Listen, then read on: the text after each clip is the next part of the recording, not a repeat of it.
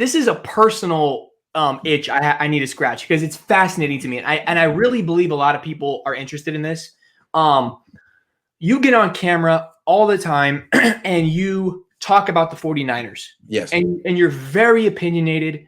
You don't pull punches. You shoot straight. You give your opinions, your feelings on this team. You address the owner on down. Owner, yes. Coaches, players. Okay. But you're not just somebody on a screen. You also go into this locker room, or at least you have pre-COVID. What's it like coming up in this media game? Do you self-identify as are you a beat guy? Are you a journalist? I mean, there's a bunch of names you could call these people, but you're in the media and you have relationships with players. I've heard you talk about interviewing players, Bowman, different guys from the past. What's it like to you have to create relationships with players and cultivate those, but you're not friends with these people. It's a very business relationship. If you go into a locker room and Eric Armstead is 5 lockers down and you've been giving your criticisms of him, what's that like, man? Just talk to me about that whole experience, bro. That's very interesting. Yeah, you'd think it'd be very hostile, right? Like I'm on Twitter and I'm saying my unfiltered takes, and then I got to walk in there, and then what? Like, is Mike McGlinchey going to punch me in the face, or is he going to scream at me or curse me out? I got to say that's never happened to me, ever. Okay. The closest things that's ever happened to me is Dante Pettis and Jaquaski Tart, both actually very respectfully were like, "Hey, Grant, what the hell? Why are you picking on me?" Basically was what they were saying. Like, "Hey, man, like you made your point. Like, what is it about me?" And I was like, fair enough. Eric Armstead, I'll see him give me a look, but he'll only tweet at me. Now, to be fair, I haven't been in the locker room since 2019. My profile's grown a little bit since 2019. It might be a little different when I walk in this year for the first time in 15, or it's going to be different. But at the same time, it's business. They understand that I'm actually good for the team. I increase the viewership, that I bring more attention to the 40. I'm basically good for the organization. Right. If I pick on someone, I'm sorry. I'm trying not to. I've made a resolution this year to be nicer to Mike McGlinchey. And I'm trying. I wrote an article yesterday that he's going to have a bounce back year, and I believe it. So it's really much more business-like than you think. They know that I'm doing what I have to do to put money on the table. They're doing the same thing. Is Eric Armstead going to give me a one-on-one? Probably not. Do I need a one-on-one from Eric Armstead? No, absolutely not.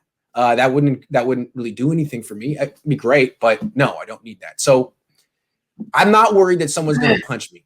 If I go in there and someone screams at me, that's a scene, and I'm going to write about it, and they know it.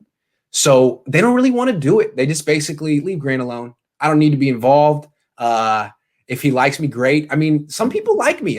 George Kittle says hello to me every time. Robbie Gould says hello to me every time. Some people have I was really critical of the Niners for playing ping pong. Robbie Gould thought that was hilarious. So he would always seem to be, "Hey, man, you want to play ping pong? I'm challenged. I'm calling you out." I'm like, "Yeah, of course." So it can be a lot of fun. What I've realized, though, is the tables have turned. When I started, I was 23. There were guys like Justin Smith, Ahmad Brooks, who were 34, 30 guys who I was terrified of and probably didn't even I didn't even register on their radar. Now I'm 33 and I have a following, and I can almost be a bully sometimes. And I sit back like, man, I need to take it easy on this 24-year-old kid. You know what I mean? It's weird. The tables. That's funny that you said that, because when you started, you were young. I didn't know how old you were, but when you're a kid, when you're my age, I'm a kid. When you're a fresh-faced kid, new to the game, you walk into a locker room. These are football players. Oh my God, and these are veterans. It's a different, early on, that confidence building process that you have now established. When you walk into a locker room now, 2021, Grant Cohn, SI, blah blah blah. It's a different animal than when you walk in as a kid. I'm local son. I'm new to the game. Can I have an interview? Now it's like, hey, I'm here. I'm doing my thing. It's a different swagger, right? I mean, look, think about it. 23-year-old kid writes for the Santa Rosa Press Democrat. One, that's a mouthful. Two, so anyone who didn't grow up in the Bay Area doesn't know where Santa Rosa is. Okay. I look really young. I'm 23. I look 17. I walk up to their locker. I'm nervous. They can feel it. Yeah. And they're like, man, I don't want to give you an interview, man. Like, I don't want to help you learn on the job. You don't know what you're doing. You're really young. I've never heard of the place you're coming from. You're definitely not going to help my profile like this. I'm just going to be helping you. No one's going to read this. And now it's like, man, Grant, he better not say anything bad about me because a lot of people are going to hear that. Or I really appreciate they say nice things. Someone asked me, Dwelly probably loves you. This is interesting. Everyone knows that I only praise Ross Dwelly and I go over the top. For that reason, I leave him alone in the locker room. There's probably a lot of players on the team who don't like me.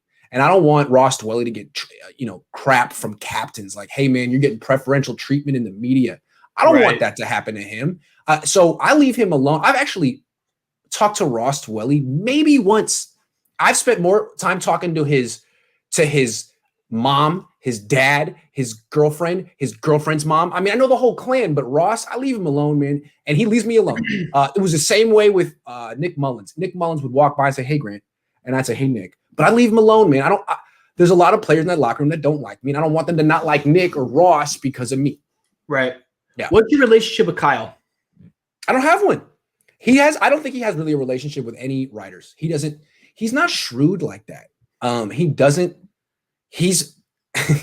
Is he unaware? I don't know what his social skills are like. I know that he's a brilliant football guy. I mean, he's Mike Shanahan's son, but I just don't know. I mean, he grew up rich. His dad probably wasn't around a lot. What kind of savoir-faire does he really have? Saleh has it. I mean, Saleh was a working class guy. Saleh, I mean, he makes allegiances in the league, in media. He's very smart. Kyle is like, man, I don't need to do that. I'm good enough. I don't have to do that. I don't have to play that game. Everyone has to play that game eventually, especially if you're looking at, 3 losing seasons in 4 years. So eventually Kyle might warm up to the media. But his attitude is, I'm not hostile, but I'm not like trying to learn your name or use your name or give you my number, text, stuff like that. Like, you can't come to my locker. No, I can't. I asked him for a one-on-one a week after John Lynch gave me one. This was in 2019. Okay. John Lynch said yes, no questions asked. Happened that week. That's the kind of guy John Lynch is. He's a stand-up guy. I'm not saying Kyle isn't. I asked Kyle 2 days after I got it with Lynch, and he said, yeah, but not this week. In the future. Still hasn't happened. So we'll see. How do you walk up to John Lynch and say, hey, you see them in the locker room? It was back when it was during training camp. Now you have to stay in one part of the field and they don't walk by you. It used to be you could walk all around and you position yourself so they'd have to walk by you after practice. Lynch is walking up. Hey, John, Grant Cohn, good to see you. Can I interview you for 10 minutes this week when you get a chance? John Lynch is the kind of guy. Absolutely, man. Of course. Kyle's the kind of guy who say, yeah, but not this week. Right. Yeah, but not this week. All right. Well, with Kyle, it's just like back in the days when you would do interviews, not on Zoom, he'd leave, you'd walk out with him. Hey, Kyle, real quick. Do you have some time this week? I'd love to interview you one-on-one. And maybe 2 years ago, we thought it would be a favor to me. Maybe if I asked him now, it'd be different because I have 30,000 followers on YouTube. I don't know. I really think Kyle doesn't care. It really seems like the only interviews he does are with friends of the family, the Simses, the Eisens, guys like that. Yeah. And I'm not really a friend of the family yet. Right. But maybe if I keep criticizing him. No, I mean, maybe I think it would now, but 2 years ago it didn't. Okay. Lynch is just a good guy. He's like, hey, whatever, man. Absolutely. I know your dad. Yeah. Yeah. I feel like John Lynch, though, he self-identifies as like the spokesperson for the team. Yes. Kyle's like, I'm here to coach. I'm here to draw plays. Right. I'm not trying to I'm not the face of the team. I'm in charge of touchdowns. That's CEO of touchdowns. That's good, man. But I'm just saying it wouldn't look what Robert Saleh's doing in New York. He's already got the New York media in his corner. That's hard to do. Now, if he loses, he'll lose him. But that's very hard to do. Kyle has it much easier out here. Much easier out here. I'm really the only one who even dares to criticize him. And he's had 3 losing seasons. Yeah. Imagine if he were in New York. They wouldn't have any patience for him. They'd never have patience for his dad in Washington. Yeah. Right. Yeah. Kyle's speed fits California. I feel like Kyle at his innermost essence, he's a football nerd. I think he's a nerd. And I think his in a good way. In a good way. In a good way, of course. I mean, like he's been exposed to X's and O's and touchdown, like drawn up touchdowns since he could like it's like I was born. I grew up around sports journalism. He grew up around drawing up touchdowns. That's what he does. Yeah, that's what he does. He was born to draw up touchdowns. Yep, I respect that. would you agree that the identity he puts out for the world, and even kind of on the sideline and to the media, he puts out, I'm cool. Yes. He's cool. He's a cool guy. It's the hat, the shoes. It's a little bit of like it's a little bit of like the Mark Zuckerberg vibe. It's like, man, I'm a nerd, but I'm also, 40 sitting on 200 mil. So I could be a nerd, but I'm going to wear these Yeezys and say I'm CEO. I'm, like, that kind of stuff. You know what I mean? He's got a little bit of Mark Zuckerberg vibe. Okay. Little cooler. Have you ever seen the movie Grandma's Boy? You probably haven't seen this. Mm-hmm. Okay. This is what I've always think. Kyle, don't hate me, man. But if you've seen Grandma's Boy, watch this. I think it was like a straight to TV movie in 2006. It was made by the Adam Sandler clan, but he's not in it.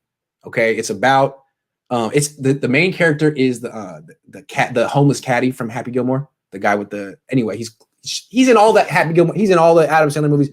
Anyway, he works as a video game maker. He makes video games. Okay. Right. And he's just, he's good. He's 40. He's kind of a slacker. There's like a young wonderkind dude in his 20s who makes video games at the same place, who kind of talks like a robot. And he's like, he kind of, that's all what I've always thought of Kyle Shanahan. It's like, oh, you're the dude in Grandma's Boy, like the genius who has a little bit of trouble interacting with people, but is really good at making video games. Really good at making. I feel like two people watching this show know what I'm talking about. Anyway, I think he's self-aware enough to know how to act cool, and he knows enough about hip hop and pop culture. Exactly. He knows how a cool guy looks and sounds. But exactly. When he's doing it, it's like, you're still a nerd, bro. You still grew up in Mike Shanahan's mansion, going to all the richest schools in whatever state you were in that year. I mean, it's nothing. It wasn't your fault, but it's just hard to be normal when you grew up that way. It's true. It's hard. Yeah. So anyway, Kyle, if you need some pointers, tips, how to be normal, I got you, man. Just give me some one-on-one time, man. I do think Kyle can help himself by going on with Grant Cohn. I think that would help his 49ers fan cred. I really do. Dude, did you see that? I mean, you were like 2 years ago, I interviewed John Lynch. I gave him the 5 easiest softball questions in the history of the world. If Kyle Shanahan went on my podcast, I would just be like, hey, Kyle, remember that time you were in the Super Bowl? That was great. Hey, Kyle. Like, I would be such a fanboy all of a sudden. So, Kyle, man, you don't got nothing to worry about.